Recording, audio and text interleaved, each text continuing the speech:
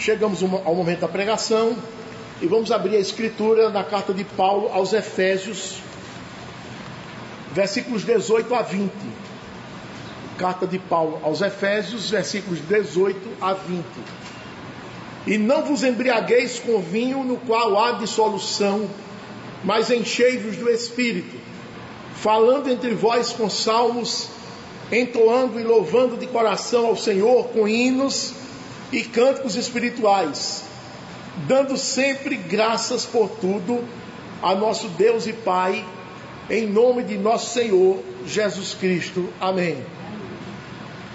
Os sinais de um crente cheio do Espírito Santo. Toda e qualquer tarefa para ser realizada, é preciso que a pessoa se capacite para realizar qualquer tarefa.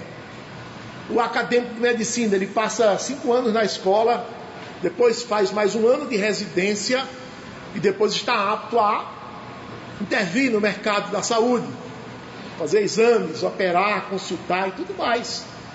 O acadêmico de direito, ele passa aí 5 anos na escola, depois ele se submete ao teste da OAB e então ele está capacitado a advogar. O acadêmico de pedagogia, ele estuda aí 4, 5 anos na universidade, depois ele se submete a um concurso e então está apto a ensinar de forma legal, de forma erudita. Tudo é preciso uma capacitação. Ninguém pode chegar para realizar uma tarefa sem ter o mínimo preparo. A vida cristã também é assim. O novo convertido chega na igreja, chega na fé, sem saber de nada. Ele sabe muito pouco, então ele começa a ouvir a palavra de Deus, a ler a palavra de Deus, a ter comunhão com os irmãos, e ele começa a crescer. Assim como o bebê ele tem aquela fome que o possibilitará a crescer, também o novo convertido, ele tem aquela fome da palavra de Deus. E quanto mais ele estuda, mais ele se alegra, mais ele fica exultante, mais ele fica hilariante com a palavra que ele tem estudado, e ele quer mais, e ele está aqui, está no núcleo aqui, está no núcleo ali, procura estar presente em todas as reuniões, procura conversar com os mais experientes para crescer, e ele vai se capacitando. De repente ele, que era seco da palavra de Deus, ele está cheio da palavra de Deus. Em outras palavras, está cheio do Santo Espírito. Aí ele está pronto para lutar pelo reino, a evangelizar, a sair, a peitar. Ele tem ousadia para falar, ele tem conhecimento, tem sabedoria para argumentar, passa a manusear bem a palavra da verdade. E as pessoas conversam com ele e têm o maior respeito. Se vem um inimigo tentar conversar com ele para confundi-lo, ele domina, ele dobra o inimigo, como fazia Estevão. Diz o livro de Atos que os inimigos não podiam resistir à sabedoria e ao espírito com que Estevão falava. E rilhavam os dentes de ódio os inimigos. Mas as pessoas gostam de alguém que seja cheio da palavra, cheio do Espírito Santo. Nesta oportunidade nós vamos falar especificamente sobre essa capacitação. Quais são os sinais que mostram um crente que é cheio da palavra de Deus, que é cheio do Espírito Santo? O contexto da carta, já sabemos. Paulo escreveu a carta para os irmãos de Éfeso, ele estava em Roma, e na primeira parte da carta ele doutrinou a igreja de Éfeso. Trouxe maravilhosas doutrinas, grandiosas doutrinas da fé cristã. E na segunda parte ele disse: olha, tudo isso que eu ensinei, vocês guardaram aqui na memória, está no intelecto de vocês, mas tudo isso precisa ser transformado em prática. Então ele começou a dizer na prática qual era o resultado de você conhecer toda aquela doutrina que ele havia transmitido na primeira parte da carta. E especificamente aqui, nesse ponto, ele vai falar sobre o ser cheio do Espírito Santo.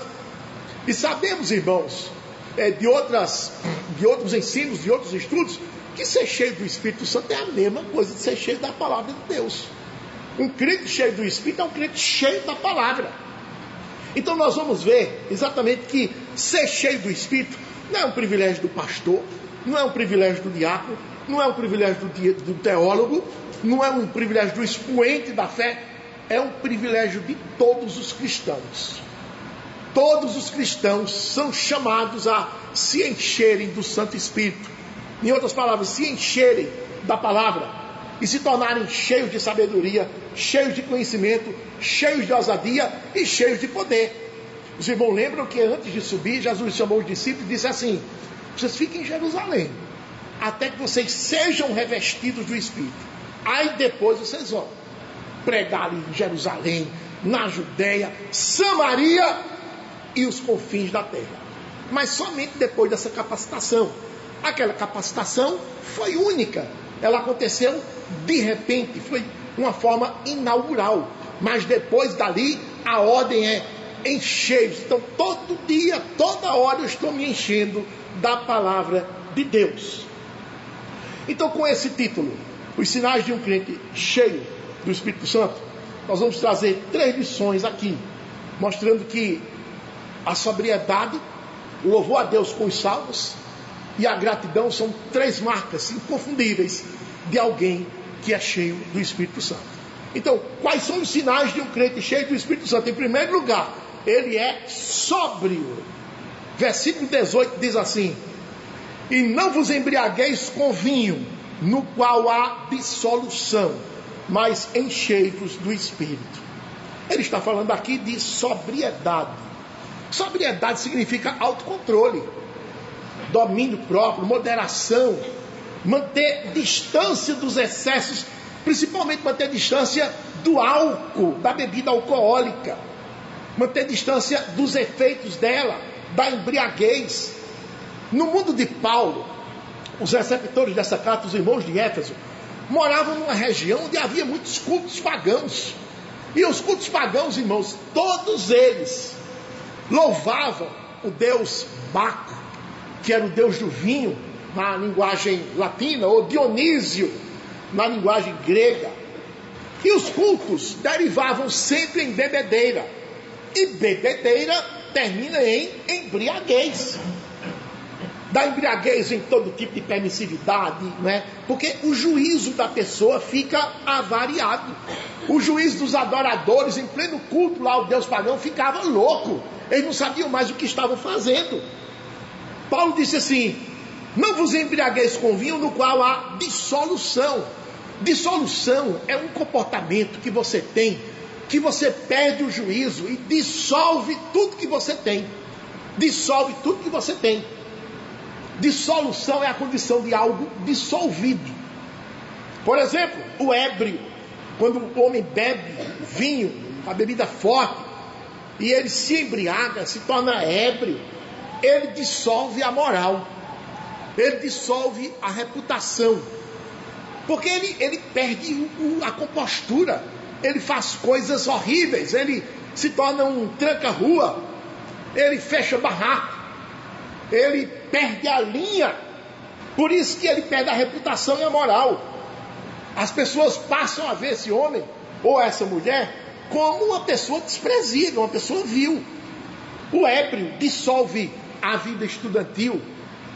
Você passa perto da universidade, está lá os estudantes, ao invés de estar na sala de aula, estão lá tomando cachaça, rapazes e moças, cachaça, bebida forte, todos embriagados ali, perde a compostura, vomitam assim na frente de todos, perde a linha, perde a ética. A cachaça, o vinho, a embriaguez dissolve a vida profissional. O sujeito perde o emprego, perde a confiança no trabalho, falta a segunda-feira. Cadê você? Não, estava doente. Procura saber, estava de ressaca porque bebeu o fim de semana inteiro. Terça-feira chegou no trabalho, a carta de demissão estava pronta. Dissolve o trabalho, dissolve a vida profissional. O empresário dissolve a empresa. Ele não comparece nem na segunda, nem na terça, nem na quarta da empresa dele. Fica por conta do bode a empresa. E se o dono está dentro, a empresa quebra. Você não sabe disso. Ele dissolve a vida financeira. O ébrio dissolve o casamento, dissolve a família, dissolve as amizades.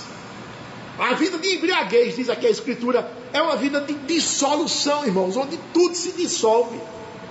Por isso que a Escritura proíbe a embriaguez em todas as suas formas. Ela acusa a embriaguez como um pecado contra o senso. Ela é um atentado ao senso, ao siso, ao juízo. Irmãos, o senso é aquela faculdade que nós precisamos para nos manter em ordem todo o tempo. Por exemplo, você vai atravessar uma rua, o seu senso diz, é hora de atravessar, ou não atravesse. E você faz isso com toda segurança. O ébrio não, ele entra na rua assim, sem olhar para os lados, sem estar preocupado se vê um veículo a toda velocidade, se vai frear, se não vai. Ele perdeu a noção das coisas, ele perdeu o juízo. A vida dele, na avaliação dele, nada mais vale. É o senso que nos diz se podemos ultrapassar o veículo da frente ou não. Você olha o senso, então você ultrapassa, ou você segura. Mas o ébrio dirigindo, ele entra, ele ultrapassa e bate de frente com o carro que vem. É o senso que nos diz que devemos sair ou não, na chuva, ou no sol. O sol está muito quente, ou está chovendo muito. Uma pessoa sem senso, ela sai com o sol mais causticante, ou com a chuva numa tromba d'água. Ele não tem noção, ele não sabe se é hora de sair de casa, se é hora de ficar, de se trancar. Ele não tem senso. Todo esse trabalho, irmãos, e muito mais, quem realiza é o nosso juízo. Aquele que fica anulado quando a embriaguez domina o ser. Um homem embriagado, ele não tem senso, não tem juízo. O rei era proibido de beber bebida forte, porque o rei é um homem que está 24 horas ali de plantão, a serviço da nação. É um homem que está 24 horas para tomar decisões, e ele não podia se embriagar. Provérbios capítulo 31, o sábio disse exatamente isso. Capítulo 31, versículo 4. Não é próprio dos reis, ó Lemuel, disse o sábio, não é próprio dos reis beber vinho, nem dos príncipes desejar bebida forte. Por quê? Porque, irmãos, esses homens são homens da nação, é o número 1 da nação. A nação está na mão deles. Uma decisão deles e compromete toda a nação. Então esse homem tem que estar com o senso o tempo todo disponível. Mas não é só o rei que é proibido de se embriagar. No capítulo 20 de Provérbios, versículo 1, na verdade Deus proíbe de todo mundo se embriagar. O vinho é escarnecedor, e a bebida forte é alvoroçadora. Todo aquele que por eles é vencido, isso aqui é embriaguez, ó. Todo aquele que por eles é vencido, você não manda mais no vinho, o vinho é que manda em você. Todo aquele que por eles é vencido, não é sábio. O rei não pode, homem nenhum pode. Imagina o sacerdote, o profeta. Isaías capítulo 28, há uma denúncia grave contra sacerdotes e profetas que estavam se embriagando. Isaías capítulo 28, versículo 7. Mas também estes cambaleiam por causa do vinho, e não podem ter-se em pé, quer dizer, não podem se manter em pé por causa da bebida forte, quer dizer, estão ébrios. O sacerdote e o profeta cambaleiam por causa da bebida forte, são vencidos pelo vinho, não podem ter-se em pé por causa da bebida forte, erram na visão, quer dizer, os olhos veem coisas estranhas, veem bichos, veem coisas que não existem, miragens, erram na visão, tropeçam no juízo, quando vão julgar, julgam errado, porque estão ébrios. Quando Paulo falou das qualificações de um pastor, de um presbítero, ele disse que não seja dado ao vinho, quer dizer, não seja um amante do vinho. Amante é aquele que se dá a bebedeira e se embriaga. Em síntese, meus irmãos, o crente não pode ser alguém vencido pelo vinho, pois no vinho há dissolução. Há dissolução. Como deve ser o crente? Ele deve ser cheio do Espírito Santo. O que é que significa dizer isso? Que ele deve ser alguém vencido, não pelo vinho, mas vencido pelo Espírito Santo. É exatamente o contrário da cláusula anterior. Isto é, em vez de ser vencido pelo vinho, vencido pelo Espírito Santo. Em vez de ser controlado pelo vinho, ele deve ser controlado pelo Espírito de Deus. Em vez de adorar o Deus Baco, o Deus Dionísio, ele tem que adorar o Senhor Deus, mediante o Espírito Santo, que é o Deus verdadeiro. É um contraste que Paulo coloca aqui. são colocados em lados opostos, sabe, irmãos? O que é que tem a ver o ébrio com alguém cheio do Espírito Santo? Ele coloca aqui em lados opostos, porque em alguns pontos, sabe, irmãos, a aparência dos dois é a mesma.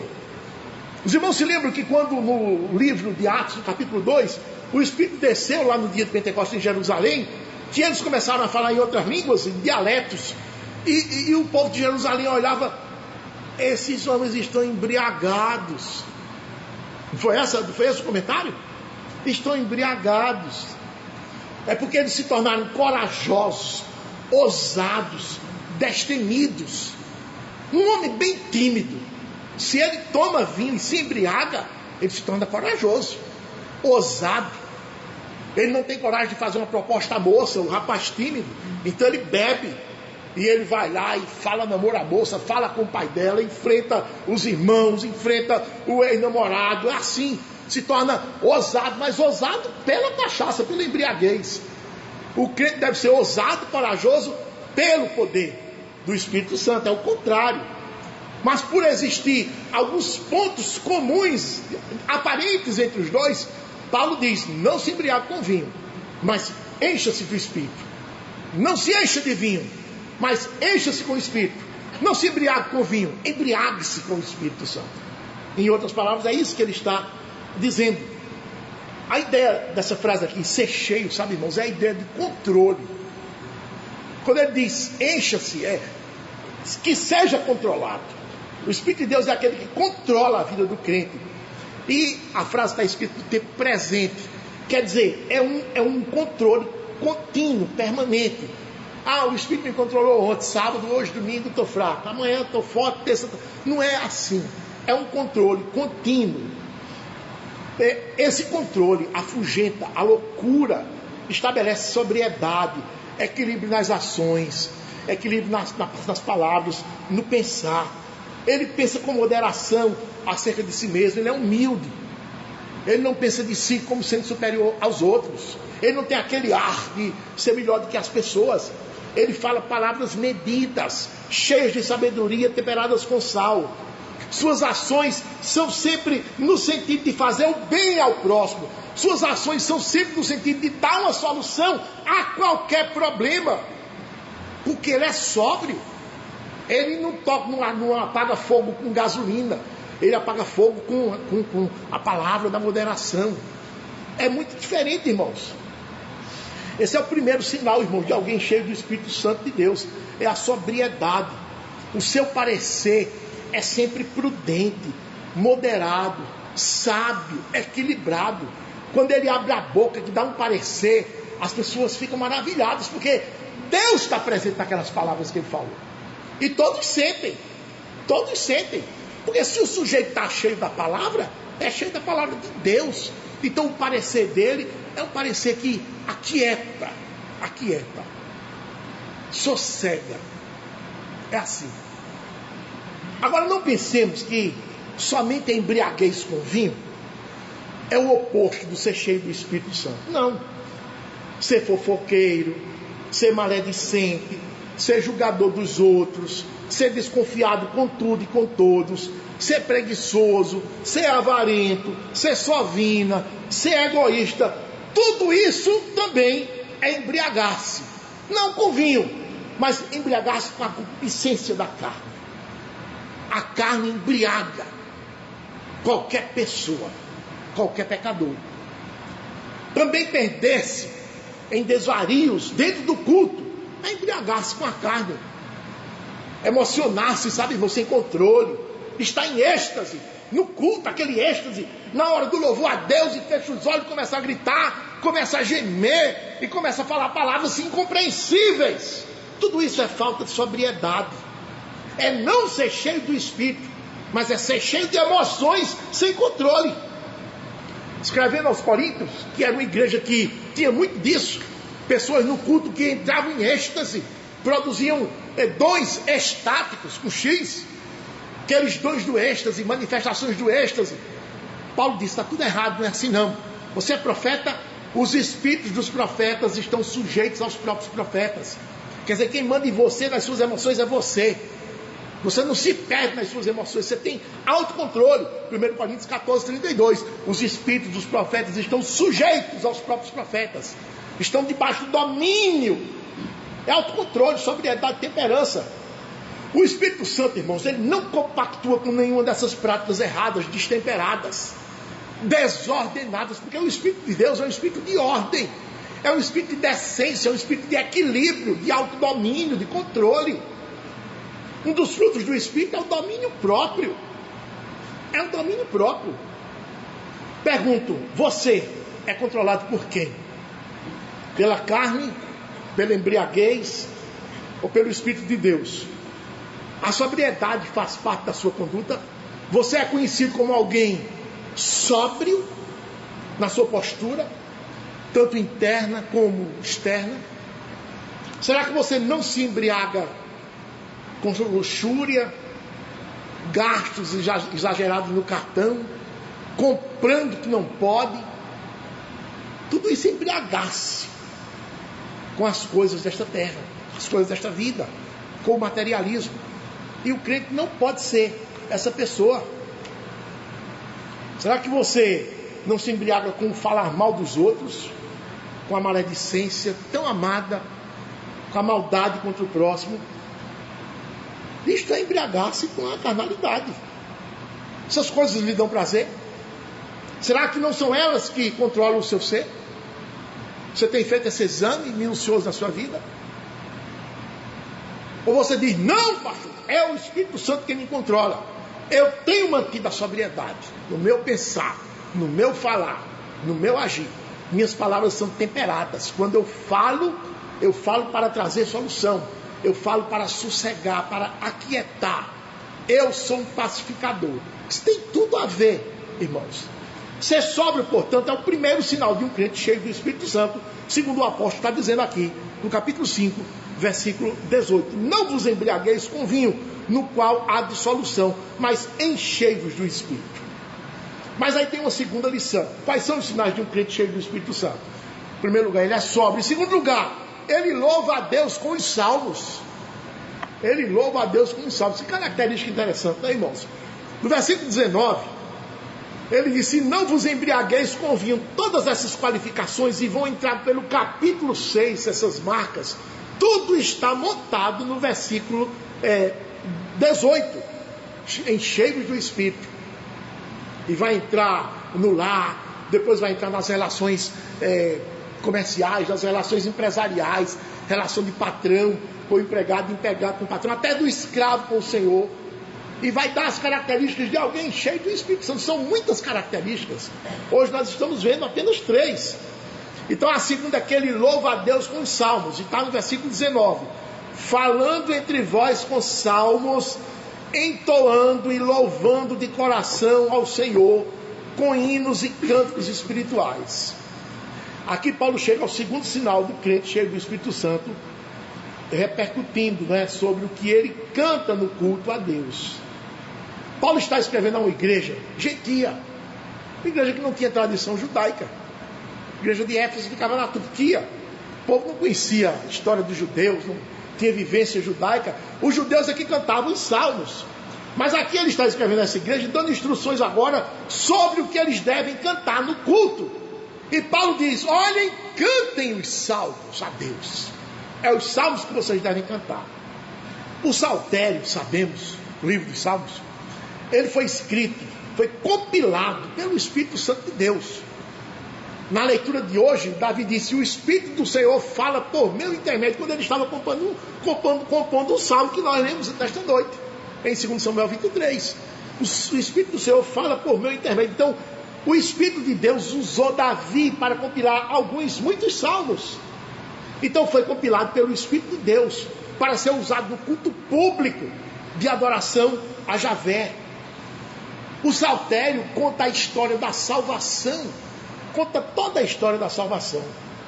O Espírito do Senhor, conhecendo 100% aqui do espírito humano, ele traduziu aqui no saltério todas as emoções, desejos, clamores, gratidão, pedidos, inquietações, que estão presentes no coração humano do crente, para que o crente, lendo os salmos ou cantando os salmos, ele possa expressar aquilo que ele não consegue expressar em palavras. Por isso que a teologia puritana dizia que toda a Bíblia fala a nós, mas os salmos falam por nós. Falam por nós. Ele arranca do nosso interior aquilo que a gente quer dizer e não consegue, não sabe dizer. E ele diz por nós. Porque é o Espírito de Deus que conhece o meu interior, conhece o coração de cada homem. Ele fala, irmãos, ele fala aquilo que nós queríamos falar. O Paulo disse lá, o Espírito do Senhor, ele fala por nós com gemidos inexprimíveis, ele intercede por nós com gemidos inexprimíveis. Então ele fez isso também, irmãos. Ele colocou no saltério toda a grandeza de Deus, o caráter de Deus, os atributos de Deus estão aqui nos salmos. Deus é o juiz, Deus é o criador, Deus é o mantenedor, Deus é bom, como ele mantém a criação, como ele julga os povos, como ele observa todos os filhos dos homens. Tudo isso está nos salmos, essa grandeza do caráter de Deus. Também o que ele faz, as obras portentosas a favor do seu povo, especificamente de Israel. E apontando para a igreja, como cantamos hoje no salmo de manhã, nesta manhã, a relação de Deus com a igreja. Ele cobiça a formosura, a santidade da igreja. Tudo isso está no saltério. Por isso que se diz que o saltério foi um inário confeccionado pelo Espírito Santo de Deus para louvar a Deus no culto público. Desde o Antigo Testamento, quando os salmos estavam sendo compilados, que já serviam para louvar a Deus na Assembleia dos Santos. E eles começaram a ser elaborados logo depois que o povo passou o Mar Vermelho. Então ali foi composto um salmo maravilhoso. Está em Êxodo 15. Abram a escritura em Êxodo 15, irmãos. Então entoou Moisés e os filhos de Israel este cântico ao Senhor e disseram. Aí começa: cantarei ao Senhor porque triunfou gloriosamente, lançou no mar o cavalo e o seu cavaleiro. Então Moisés foi um dos escritores do livro dos Salmos. Alguns salmos foram escritos por Moisés. Quando você abre no Salmo 90, que é um salmo também que a gente canta, está escrito aqui no título: Oração de Moisés, homem de Deus. Foi um salmo compilado por Moisés. Quando Davi assumiu o trono de Israel, ele instituiu levitas para ficarem cantando continuamente ao Senhor. Primeiro livro das Crônicas, nós podemos ver isso. Primeiro livro das Crônicas, no capítulo 16, eu quero que os irmãos abram, a partir do versículo 7, está escrito assim, primeiro livro das Crônicas 16, 7. Naquele dia foi que Davi encarregou pela primeira vez a Asaf e a seus irmãos de celebrarem com hinos o Senhor. Aí começa aqui um salmo, ó. Rendei graças ao Senhor, invocai o seu nome, fazer conhecidos entre os povos os seus feitos, cantai salmos, narrai todas as suas maravilhas. Então esse salmo vai até o versículo 36. Esse salmo aqui, irmãos, ele foi depois colocado no saltério. Ele compõe o Salmo 96, o Salmo 105 e o Salmo 106. Quando Moisés estava ali na margem do rio Jordão com o povo de Israel, antes de atravessar e entrar na terra prometida, ele recapitulou a lei. Quando terminou, ele elaborou um salmo e cantou com o povo. Deuteronômio 32, nós podemos ver esse salmo, Deuteronômio capítulo 32. Então Moisés pronunciou integralmente as palavras deste cântico aos ouvidos de toda a congregação de Israel. Inclinai os ouvidos, ó céus, e falarei, e ouça a terra as palavras da minha boca, goteje a minha doutrina como a chuva, destile a minha palavra como orvalho, como chuvisco sobre a relva, e como gotas de água sobre a erva. Então o salmo vai até, irmãos, o versículo 43. Esse salmo, inclusive, ele ajudou a compor o Salmo 18, o Salmo 44, o Salmo 50, o Salmo 72, o Salmo 74, o Salmo 116. No capítulo 33 de Deuteronômio, os irmãos estão com a Bíblia aberta ainda, ele fez outro salmo que consistiu na bênção. Esta é a bênção que Moisés, homem de Deus, deu aos filhos de Israel antes da sua morte. Disse, pois, o Senhor veio do Sinai, lhes alvoreceu de Seir. Isso também é um salmo, irmãos, que deu origem ao Salmo 90, ao Salmo 68, Salmo 47, Salmo 119, 146, 81, 51 e 44. Então os salmos foram compostos pelo Espírito Santo de Deus em cada ocasião, e depois eles foram compilados no saltério. Mas aí você pode dizer, sim pastor, mas o saltério era o inário apenas de Israel, do povo de Israel, lá no Antigo Testamento. E nós respondemos: não, de forma nenhuma. O apóstolo Paulo, voltando para Efésios 5, onde nós estamos, Efésios 5, 18, 19, ele disse: falando entre vós com salmos, entoando e louvando de coração ao Senhor, com hinos e cânticos espirituais.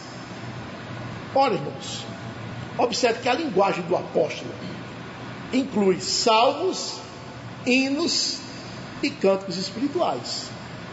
E precisamente aqui a Escritura deixa claro que esses tais hinos e cânticos espirituais também se referem aos salmos. Tanto faz dizer salmo, como hino, como cântico espiritual, tudo se refere aos salmos. E eu posso mostrar isso para os irmãos rapidamente, uma amostra só. Salmo 41, por exemplo. Salmo 41. Olha o título do salmo. Não esse título em negrito, escrito pelas sociedades bíblicas, mas logo abaixo desse título em negrito tem o título do salmo, a ocasião dele, a dedicação dele ao mestre de canto, Salmo de Davi. Então, o Salmo 41 é um salmo. 42, Salmo didático dos filhos de Corá, é um salmo. 44, ao mestre de canto dos filhos de Corá, salmo didático, é um salmo. 45, ao mestre de canto, segundo a melodia, os lírios dos filhos de Corá, salmo didático. Canto de amor, é um salmo e é um canto. Ele chama de salmo e chama de cântico ao mesmo tempo. Ó, lembre-se, salmos, hinos e cantos. Paulo disse lá em Efésios. Aqui o Salmo 45 é um salmo e ao mesmo tempo é chamado de cântico. No 46, ao mestre de canto dos filhos de Corá, em voz de soprano, cântico, isso é um cântico, ele chama de cântico. 47, ao mestre de canto, salmo dos filhos de Corá, é um salmo. 48, cântico, salmo dos filhos de Corá, ao mesmo tempo é chamado de cântico e de salmo. 49, ao mestre de canto, salmo dos filhos de Corá, é um salmo. 50, salmo de Asaf. 51, ao mestre de canto, salmo de Davi. Diz a ocasião, quando o profeta Natan veio ter com ele, depois de haver ele possuído Batseba. 56, ao mestre de canto, segundo a melodia, a pomba nos terebintos distantes, hino de Davi, quando os filisteus o prenderam em Gat. Então isso aqui é um hino. 57, ao mestre de canto, segundo a melodia, não destruas, hino de Davi, quando fugia de Saul na caverna. Então, hino, cântico, salmo. Quando nós estamos reunidos, vamos cantar aquele salmo. Outras vezes vamos cantar aquele hino 137, é o salmo 137. Vamos cantar um cântico. Outros dizem, vamos cantar aquela música é tão bonita, as margens lá dos rios. Então a gente chama de cântico, chama de música, chama de hino, mas é tudo se referindo aos salmos. É assim. Os salmos são chamados de salmos, são chamados de hinos, são chamados de cânticos, mas é tudo o saltério. A verdade que subjaz é que se refere aos 150 salmos. É isso que está ordenado cantar ao Senhor. Então quem canta os salmos, canta aquilo que o Espírito Santo compilou para ser cantado a Deus no culto. Outros dizem assim, mas pastor, os salmos devem ser falados e não cantados.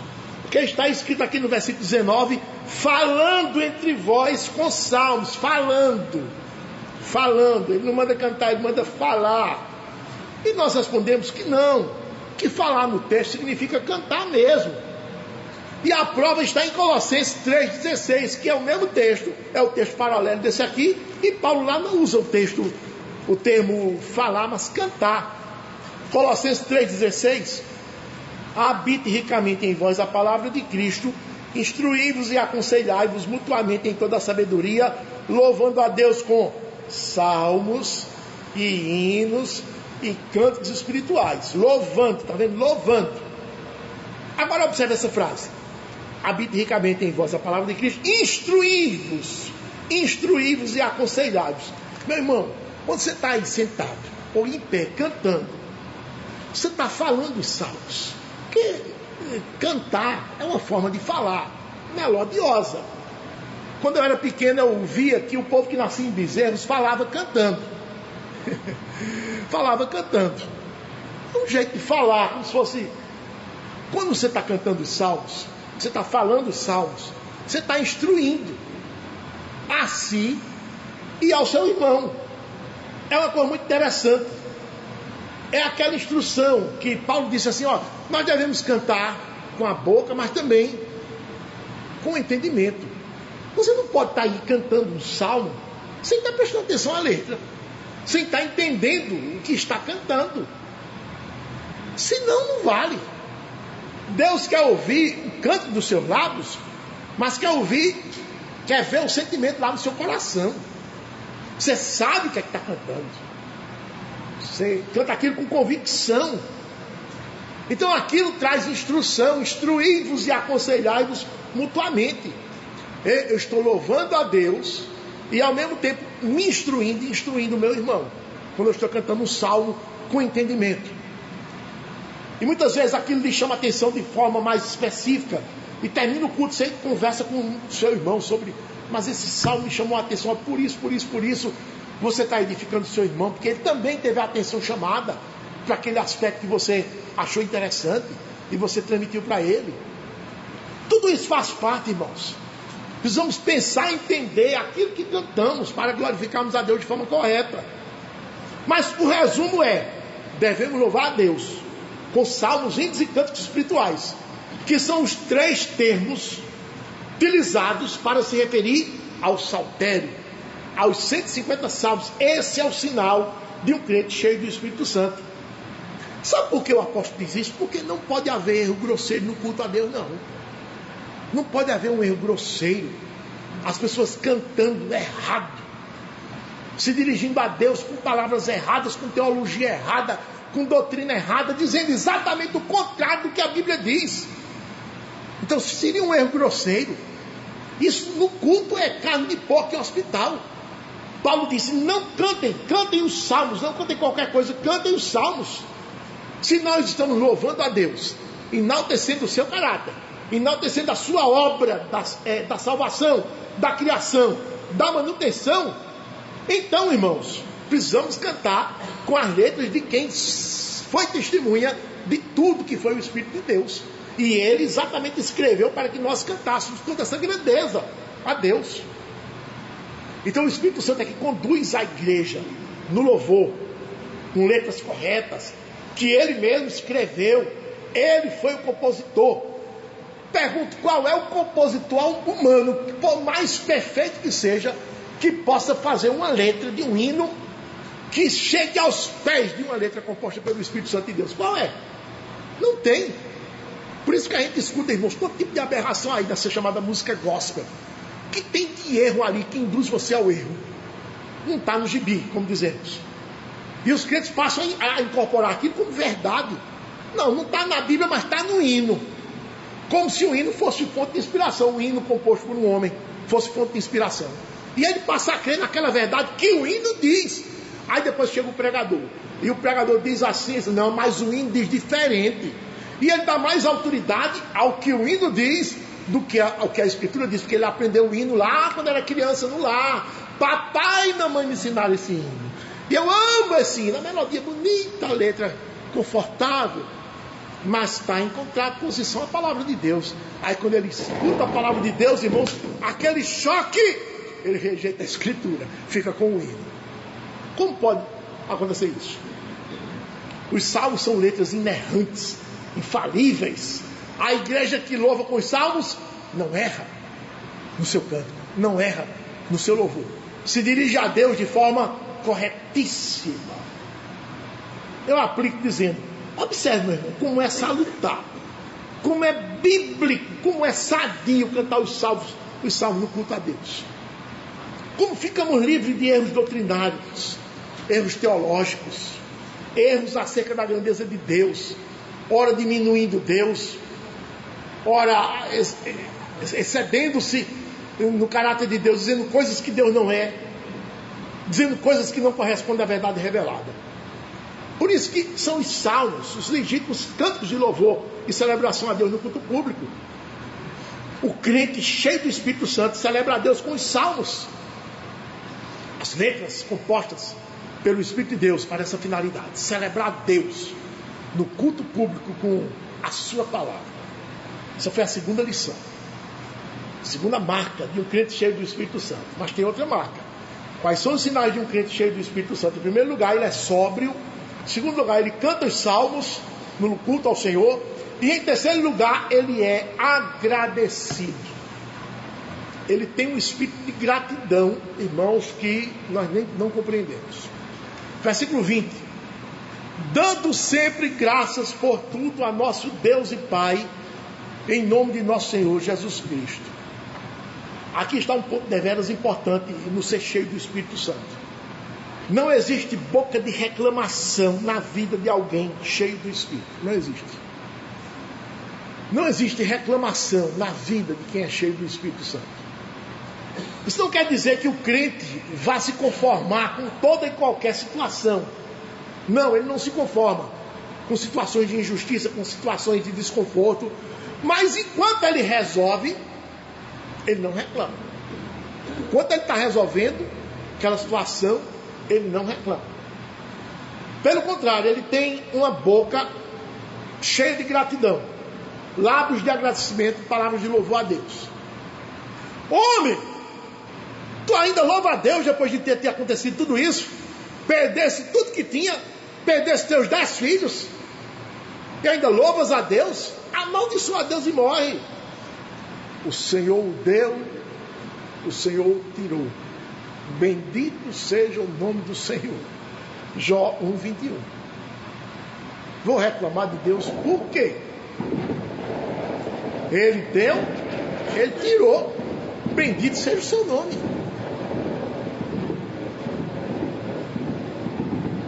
O cristão é aquele que se reconhece cheio de bênçãos. Reconhece que tudo vem da graça de Deus, que não há mérito, você não tem nenhum merecimento de nada. Você não merece estar usando essa roupa que você está usando. Você não merece ter o carro que você tem, a moto que você tem, a bicicleta que você tem. Você não merece nem ter os pés que você tem para andar, os pés saudáveis para andar a pé.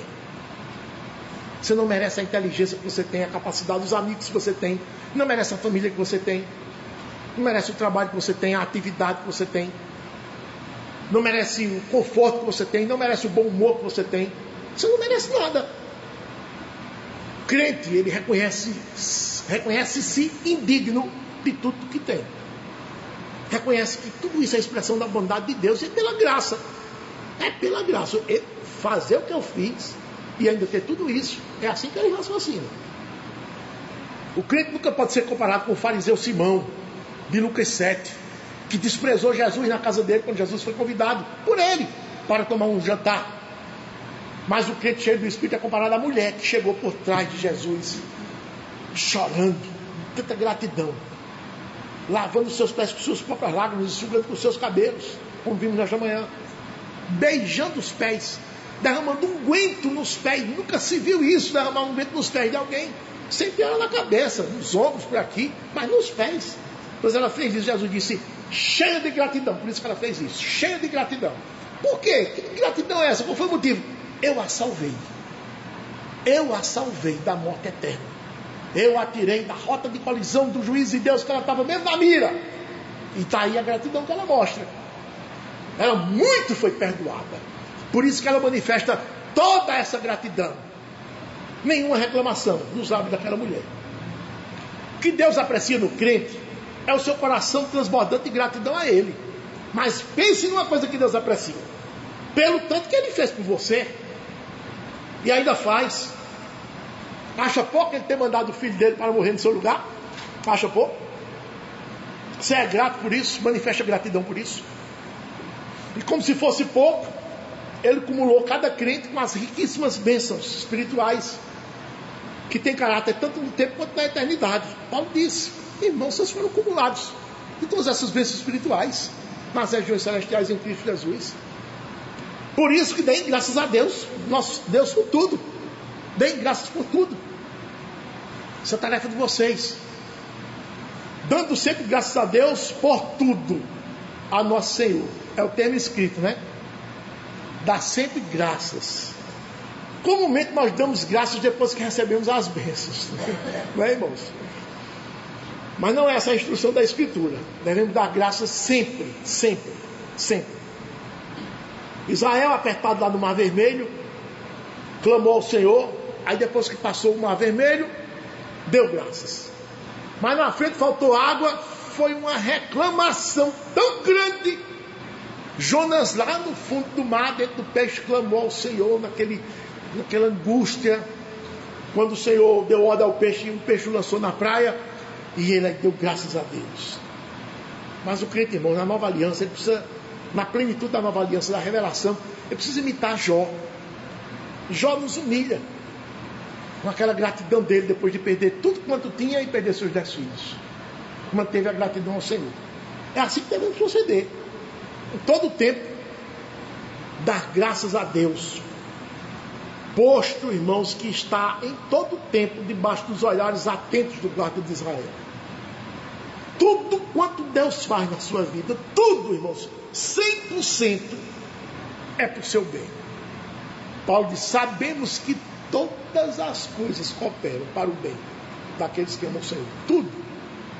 Aqueles desconfortos, aquelas dores, aquelas agonias, doença, desemprego, tudo. As coisas boas também, tudo concorre para o seu bem. Entendeu isso? Por isso que o apóstolo Paulo, em Filipenses 4, se acompanhar Filipenses 4, ele entendeu isso de forma clara. E versículos de 11 a 13, ele disse assim: digo isto não por causa da pobreza, porque aprendi a viver contente é sem reclamação, sem murmuração. Ele está contente, satisfeito em toda e qualquer situação. Toda e qualquer situação. Toda e qualquer. Tanto ser estar humilhado, como também ser honrado. Eu não reclamo quando estou humilhado, nem quando sou honrado.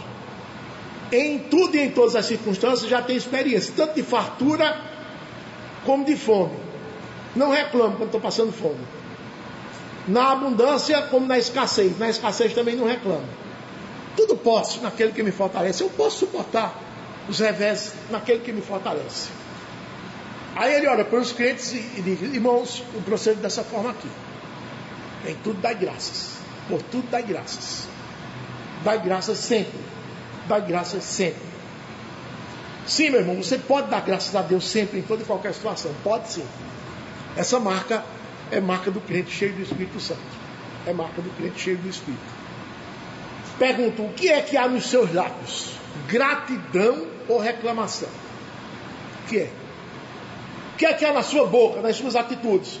Murmúrio, insatisfação ou agradecimento e louvor? O que é que há na sua boca? E eu termino dizendo o seguinte: crentes que não têm a plenitude do Espírito Santo, crentes que não são cheios da palavra de Deus, eles são frágeis, são incapacitados, são improdutivos, são infrutíferos, estéreis, produzem quase nada para o reino. Quase nada. Por isso que antes de subir aos céus, Jesus reuniu os apóstolos, os discípulos, e disse: fiquem em Jerusalém, até que vocês sejam capacitados. Vocês não estão prontos para agir. Naquela hora eles não estavam. Mas aí a palavra se completou. O Espírito de Deus tem nas mãos toda a palavra, e agora pode encher aqueles homens com toda a revelação. E o Espírito fez isso. Encheu aqueles homens. A partir dali nos é mandado que nos enchamos. Isso é um processo paulatino. Acontece à medida que a Escritura entra na nossa vida, pelo estudo, pelo ouvir, pela leitura, pela meditação. Não vos embriagueis com vinho, mas enchei-vos do Espírito, diz a Escritura.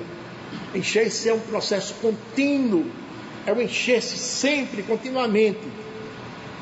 Aí sim, a partir daí você será uma bomba ambulante.